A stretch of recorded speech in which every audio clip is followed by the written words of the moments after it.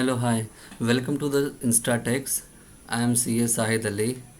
और आज हम एक ऐसी टॉपिक पे डिस्कस करना है जिसका नाम है डेफर्ड टैक्स AS 22 और इंड AS 12।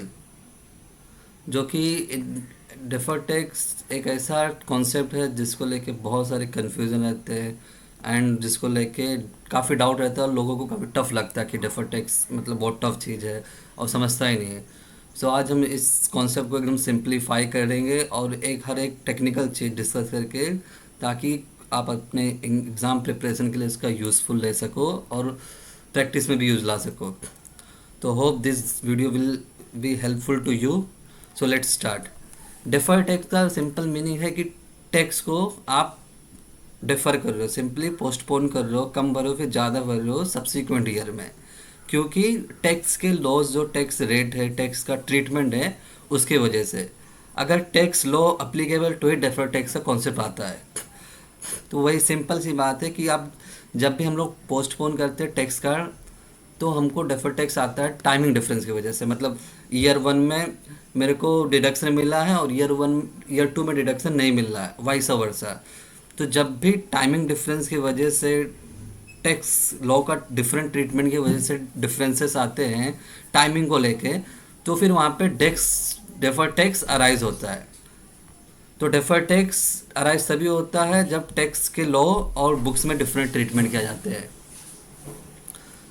एग्जाम्पल के लिए डिफरेंट ट्रीटमेंट क्या क्या एग्जाम्पल हो सकता है? फॉर एग्जाम्पल के लिए rate of depreciation per income tax act और एक्सपर्ट कंपनी एक्ट, पहला ये हो सकता है। दूसरा हो सकता है disallowance of expenses as per section 43B। तो हम लोग यहाँ पे एग्जांपल लेने वाले हैं एक कंप्यूटर का जिसका लाइफ 4 साल है, कॉस्ट 1 लाख है, तो 25% पर एनम का डेप्रिसिएशन है। तो मेरा during the year addition 1 lakh रुपये का हो गया और 25% के हिसाब से मेरा 25,000 रुपये डेप्रिसिएशन हो गया। तो मेरा WDV है 75,000। नेक्स्ट ईयर में भी 25,000 डेप्रिसिएशन है, मेरा WDV 50, फिर 25 हो गया, फिर मेरा चौथे साल में फुल्ली यूज़ हो गया। अब एक्सपर्ट द इनकम टैक्स मेरे को रेट ऑफ 40% ही रेट मिलता है। डेप्रिसिएशन का रेट क्या रहेगा? 40% ही रहता है। सो फर्स्ट ईयर का डेप्रिसिएशन 40,000 है, सेकेंड ईयर का मेरा 24,000 है, आफ्टर 14,000 और 8,640 है, फिर उसके 100 चलता है। बिकॉज हम लोग यहाँ पे WDV मेथड फॉलो करते हैं और यहाँ पे WDV हम लोग यहाँ पे क्लोजिंग बैलेंस, ओके। और हम लोग यहाँ पे SLM फॉलो किए थे। अब देखिए यहाँ पे बुक्स में मेरा 25,000 का डिप्रिसिएशन था, पर मैंने इनकम टैक्स का डिडक्शन में कितना लिया? 40,000। तो मतलब मैंने जितना भी एक्सेस लिया ना, उतना मैंने कम टैक्स भी पे किया होगा। सो मैंने इनकम टैक्स पेड करते समय मैंने 40,000 का डिडक्शन लिया, मतलब मैंने प्रॉफिट कम दिखाया होगा, ऐसा एग्जाम्पल हुआ। तो फिर रिजल्ट क्या होगा? Less tax paid due to the high depreciation claim. Next year में क्या हुआ? मैंने 25,000 का बुक्स में दिख रहा, लेकिन 24,000 मैंने इनकम टैक्स लिया, मतलब 1,000 रुपये कम लिया। तो क्या होगा? हाई टैक्स पे किया। ईयर में तो लेस टैक्स पेड किया, लेकिन सेकंड ईयर में हाई टैक्स पेड कर रहा हूँ और फिर यहाँ पे भी हाई टैक्स हो रहा है, यहाँ पे भी हाई टैक्स पेड हो रहा है due to the less depreciation claim. तो इसका टैक्स इंपैक्ट क्या होगा कि फ्यूचर में मुझे मोर टैक्स पे करना पड़ेगा, ज़्यादा टैक्सेस करना पड़ेगा। सेकंड ईयर में फ्यूचर में मुझे थोड़ा लेस टैक्स पर पेड करना पड़ेगा, यहाँ पे भी लेस टैक्स पे, क्योंकि मैं ज़्यादा डिप्रिसिएशन यहाँ पे कम डिप्रिसिएशन क्लेम किया, यहाँ पे ज़्यादा किया। तो जो भी डिफरेंस आया, मैंने 15,000 का डिफरेंस आया है, तो वो 15,000 मैंने ज़्यादा क्लेम किया है एज पर द बुक। मतलब बुक में 25 था, लेकिन मैंने इनकम टैक्स में 40 किया, तो मेरा इनकम टैक्स में ज़्यादा डिडक्शन हुआ, मतलब मेरा इनकम टैक्स ज़्यादा है, ओवर रेटेड है। तो फिर क्या होगा? जितना भी डिफरेंस है ज़्यादा है, फॉर एग्जाम्पल बुक से मेरा इनकम टैक्स ज़्यादा है, तो 15,000 रुपये मैंने ये लाइबिलिटी, मतलब टैक्स जो भी रहेगा, टैक्स रेट मेरा 30% है, तो 15,000 मैंने ज़्यादा क्लेम किया। तो जितना ज़्यादा क्लेम किया उस पर जितना ज़्यादा अमाउंट है ना, फॉर एग्जाम्पल यहाँ पे 15,000 जो भी ज़्यादा अमाउंट है, उस पर 30% एग्जाम्पल के मेरा रेट है, तो 4,500 4,500 का मेरा एक लाइबिलिटी आ गया, कि जो कि मुझे नेक्स्ट ईयर में एज अ टैक्स के रूप में पे करना पड़ेगा। इस साल मेरा सेव हो गया क्योंकि मैंने यहाँ पे ज़्यादा क्लेम किया, पर नेक्स्ट ईयर मुझे उतना ज़्यादा क्लेम नहीं मिलेगा, 40,000 नहीं मिलेगा। इसके लिए मेरे को अभी से प्रिपेयर करना पड़ेगा अक्रूवल बेसिस पे, मैचिंग कॉन्सेप्ट के बेसिस पे, कि मुझे आज से ही एक लाइबिलिटी मेरे को दिखा देना पड़ेगा कि मेरा आने वाले सालों में लाइबिलिटी हो सकता है। सेम उसी तरह नेक्स्ट ईयर में मुझे क्या हुआ कि 1,000 रुपये मैंने कम पे किया, तो जितना कम पे हो गया उससे 30% मतलब 300 रुपये मेरा असेट हो गया, मतलब मेरे को इतना कम पे करना पड़ेगा। सेम नेक्स्ट ईयर भी मेरे को इतना कम हो रहा, और नेक्स्ट ईयर भी इतना कम मेरे को टैक्स पे करना पड़ेगा, बिकॉज मैंने टैक्स कम क्लेम कर रहा हूँ, डिप्रिसिएशन कम क्लेम कर रहा हूँ। तो इसका इम्पैक्ट क्या होगा कि मेरा ओपनिंग बैलेंस कुछ नहीं था, ड्यूरिंग द ईयर 4,500 रुपया मेरा डेफर्ड टैक्स लाइबिलिटी बना। तो लाइबिलिटी बना, तो मेरा क्लोजिंग लाइबिलिटी कितना है डेफर्ड टैक्स की 4,500। तो ये मेरा क्लोजिंग लाइबिलिटी है और मेरा ये पीएनएल इम्पैक्ट है, मतलब ड्यूरिंग द ईयर 4,500 का पीएनएल इम्पैक्ट था और ये मेरा क्लोजिंग बैलेंस है। नेक्स्ट ईयर में पीएनएल मतलब 300 रुपये का सेविंग हुआ, डेफर्ड टैक्स असेट बना है, पर ये ओपनिंग था 300 रुपया मेरा ये बना और मेरा क्लोजिंग बैलेंस इतना हो जाएगा 4,200। ये मेरा पीएनएल इम्पैक्ट था, मतलब डेफर्ड टैक्स का पीएनएल में मेरा 3,180 रुपये से आया, 3,180 रुपीज़, बट मेरा क्लोजिंग बैलेंस का इतना हो जाएगा। सेम मेरा यहाँ पे क्लोजिंग बैलेंस इतना हो जाएगा। तो प्रेजेंटेशन कैसे देखो रहेगा, ये मेरा है पीएनएल एबीसी लिमिटेड है, जिसका पीएनएल स्टेटमेंट ये रहा। इनकम एक्सपेंस के बाद जो भी रहेगा, प्रॉफिट बिफोर टैक्स के बाद मेरा टैक्स का आता है, करंट टैक्स मतलब जो भी रेट के हिसाब से टैक्स होगा, ये सिंपल है। डेफर्ड टैक्स ऐसा होगा, मेरा 4,500 4,500 का मेरा लाइबिलिटी है, बिकॉज मैंने एक्सेस डेप्रिसिएशन क्लेम किया था। इसमें मेरा असेट क्रिएट हो रहा है, डेफर्ड टैक्स असेट क्रिएट हो रहा है। यहाँ पे भी मेरा डेफर्ड टैक्स असेट क्रिएट हो रहा है, यहाँ पे भी डेफर्ड टैक्स असेट क्रिएट हुआ। कैसे कैलकुलेशन आया है सब यहाँ पे मैंने करके बताया, बराबर। ये रहा मेरा कैलकुलेशन, 30% के रेट के हिसाब से दोनों टैक्स का डेप्रिसिएशन डिफरेंस है। अब मेरा यहाँ पे बैलेंस शीट में क्या आएगा, बैलेंस शीट में मेरा लाइबिलिटी में शेयर कैपिटल में नॉन करंट लाइबिलिटी में आएगा और हमेशा डेफर्ड टैक्स नेट करके आता है। नेट डेफर्ड टैक्स लाइबिलिटी है मेरा यहाँ पे 4,500, यहाँ पे कम होकर क्योंकि 300 रुपये असेट बना इसलिए और कम होगा, यहाँ पे और कम होगा, पर यहाँ पे अल्टीमेटली मुझे रिजल्ट आएगा डेफर्ड टैक्स असेट का। तो डेफर्ड टैक्स असेट मैंने को यहाँ पे दिखेगा नॉन करंट असेट में यहाँ पे डेफर्ड टैक्स असेट दिख गया। होप यहाँ तक आपको अच्छे से समझा होगा। ओके, कैसे डेफर्ड टैक्स कैलकुलेट हुआ है। नेक्स्ट आते हैं हम लोग, यहाँ पे 2 काइंड का डिफरेंस हो सकता है। एक डिफरेंस हो सकता है कि आप टेम्परेरी डिफरेंस और एक परमानेंट डिफरेंस। जो भी टेम्परेरी डिफरेंस होता है उसी पे ऑलवेज डेफर्ड टैक्स बनता है, और जो भी परमानेंट डिफरेंस होता है उस पर कभी डेफर्ड टैक्स नहीं बनता। एग्जांपल के परमानेंट में कि कोई पेनल्टी पड़ गया या फिर कोई अपन ने डोनेशन दे दिया कोई अनरजिस्टर्ड ट्रस्ट को, फॉर एग्जांपल अनरजिस्टर्ड ट्रस्ट को दे दिया तो उसको बुक्स में डिडक्शन मिल गया, पर इनकम टैक्स का कुछ लेना देना नहीं, क्योंकि अनरजिस्टर्ड था तो एक्सपेंस माना जाएगा, तो कोई डिडक्शन अलाउ नहीं होता एटीजी में या फिर कहीं भी। तो इसका कोई हमेशा परमानेंट डिफरेंस ही रहेगा, तो इसका कुछ होगा नहीं, इसके लिए नो डेफर्ड टैक्स कुछ नहीं आएगा। लेकिन जो भी टेम्परेरी रहेगा, फॉर एग्जाम्पल डेप्रिसिएशन, मतलब फिक्स एसेट का वैल्यू आज नहीं कल तो जीरो होना ही होना है, तो डेप्रिसिएशन कम ज़्यादा होकर कभी ना कभी जीरो, इसके लिए टेम्परेरी डिफरेंस हो गया। 43B का डिसअलाउंस मतलब आपने जीएसटी लाइबिलिटी जो थी, जो कि पेमेंट बेसिस पे अलाउ होता है, आपने भरा ही नहीं बैलेंस शीट डेट को, लाइबिलिटी दिख रहा है बराबर, पर उसको डिसअलाउ हो गया तो ये आपके लाइबिलिटी बुक्स में तो दिख रहा है, पर वो इनकम टैक्स ने अलाउ नहीं किया, लेकिन कभी ना कभी आप पे करेंगे तो अलाउ हो जाएगा, तो इसके लिए भी टेम्परेरी हुआ। और प्रिलिमिनरी एक्सपेंस भी सेम रहेगा, टेम्परेरी रहता है, इसके लिए कभी ना कभी इसका हम लोग को मिल जाता है। तो जो भी टेम्परेरी रहता है ना, उसमें हमको डेफर्ड टैक्स क्रिएट करना पड़ता है। तो हम लोग यहाँ पे एग्जाम्पल लिए थे फिक्स एसेट का। फिर आता है हमारा एक कॉन्सेप्ट है कि वर्चुअल सर्टेनिटी। वर्चुअल सर्टेनिटी जितना भी डेफर्ड टैक्स हम लोग क्रिएट कर रहे हैं, यहाँ पे जो भी deferred tax asset liability create कर रहे हैं, तो AS22 इंडेस 12A नहीं बोलता, लेकिन AS22 ये बोलता है कि आपको एक वर्चुअल सर्टेनिटी होना चाहिए, मतलब आपके पास एक प्लान होना चाहिए, एक प्रोबेबिलिटी होना चाहिए कि आपने जो भी डेफर्ड टैक्स बनाया उसका यूज़ हो।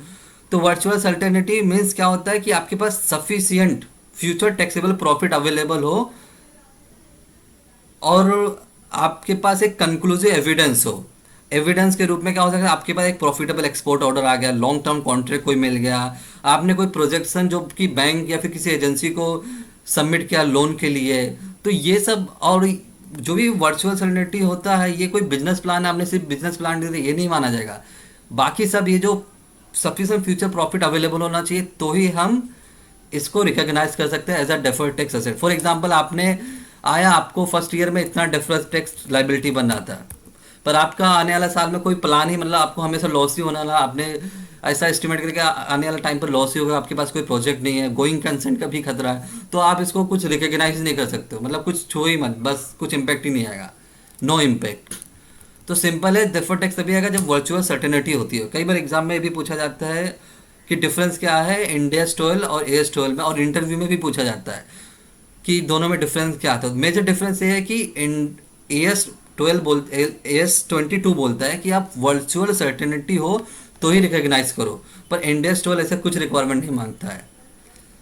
तो होप दिस आपको यहाँ तक समझा होगा कि वर्चुअल सर्टेनिटी तक। अब नेक्स्ट कॉन्सेप्ट आया टैक्स हॉलीडेज। का डेफर टैक्स ट्रीटमेंट, मतलब tax holiday for example 80A 80AB 10A 10B, जो भी इनकम टैक्स बोलते हैं ना कि आपको 10 साल तक आपको टैक्स भरना ही नहीं पड़ेगा। आप बड़े प्रोजेक्ट ले लो, इनकम इंफ्रा प्रोजेक्ट डाल दो, आप रूरल एरिया को डेवलप करो, इंडस्ट्री डाल दो, हम आपको 10 साल तक कोई टैक्स ही नहीं लेंगे। आप एक्सपोर्ट करो खूब भर भर के, हम आपको कुछ 5 साल तक लेंगे ही नहीं। तो जब भी टैक्स हॉलीडे आ जाता है ना, तो डेफर्ड टैक्स का कॉन्सेप्ट अप्लीकेबल रहता ही नहीं, क्योंकि डेफर्ड टैक्स का कॉन्सेप्ट ही तभी आता है जब आपको टैक्स भरना होता है कम ज़्यादा, तो ही आता है। लेकिन जब डेफर्ड मतलब टैक्स है ही नहीं तो डेफर्ड टैक्स आएगा ही नहीं। जब टैक्स लॉ अप्लीकेबल ही नहीं है, मीन्स जब टैक्सेशन का एग्जम्पशन फुल्ली एग्जम्प्ट है, टैक्स हॉलीडे है, तो आपको डेफर्ड टैक्स लेने की जरूरत ही नहीं है। पर एक बात ध्यान रखना रहता है इसमें कि डेफर्ड टैक्स रिकग्नाइज तो आप कर ही नहीं सकते, आप रिकग्नाइज नहीं कर सकते, लेकिन तभी रिकग्नाइज कर सकते हैं after the tax holiday period, जब टैक्स हॉलीडे पीरियड आपका खत्म हो रहा हो, on the last year of the tax holiday, तो आप रिकग्नाइज कर सकते हैं, बिकॉज नेक्स्ट ईयर से आपको टैक्स लॉ अप्लीकेबल हो जाएगा।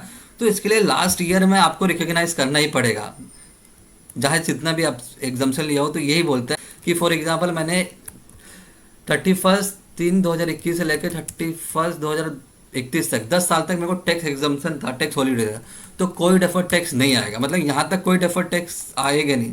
पर ये जो साल है ना, इस साल में मेरे को डेफर्ड टैक्स रिकग्नाइज करना पड़ेगा, बिकॉज अगले साल से मेरे को डेफर्ड टैक्स का, मेरे को जो भी टैक्सेशन का लॉ वो अप्लीकेबल हो जा रहा है। तो yes, from the last year of tax holiday deferred tax should be recognise from subsequent normal taxation apply हो रहा है। तो मैं क्या करूंगा, जो भी मेरा 31/31 को जो भी था मेरा, फॉर एग्जांपल मेरा WDB था फिक्स का 2 लाख और इनकम टैक्स में 3 लाख था बराबर, तो मेरा डिफरेंस कितना है 1 लाख का। मतलब मेरे को ये मेरा क्या हुआ है कि मेरे को 1 लाख का डिफरेंस आया, तो ये मेरा टैक्स असेट बन जाएगा, क्योंकि मेरे को इनकम टैक्स में ज़्यादा क्लेम मिलेगा फ्यूचर ईयर में, और मेरे को बुक्स में 2 लाख ही है। तो जब भी मेरा को कैरिंग असेट का जो कैरिंग लाइफ बेस है वो इनकम टैक्स से कम है, तो मेरा असेट हो जाता है। तो यहाँ पे अगर मैं 30% का रेट अप्लाई करूँगा तो 30,000 रुपया मेरा असेट आ जाएगा। तो मैं क्या करूँगा, deferred tax asset account debit to PNL account, तो ये 30,000 का मैं एंट्री पास कर दूंगा, और फिर सब्सिक्वेंट ईयर में रिवर्स करके वापस से जो भी रहेगा वो बुक कर लूँगा। तो ये आपका टैक्स हॉलीडे है, उसमें आप रिकग्नाइज नहीं कर सकते, पर लास्ट ईयर जो रहेगा ना उसमें रिकग्नाइज करना पड़ेगा, बिकॉज अल्टीमेटली ये जो 10 साल का पीरियड रहता है ना, उसमें कुछ टैक्स लॉ अप्लीकेबल रहता ही नहीं, मतलब डेफर्ड टैक्स रिकग्नाइज करने के लिए। तो इसके लिए बोलते हैं अप्लाई करो ही मत।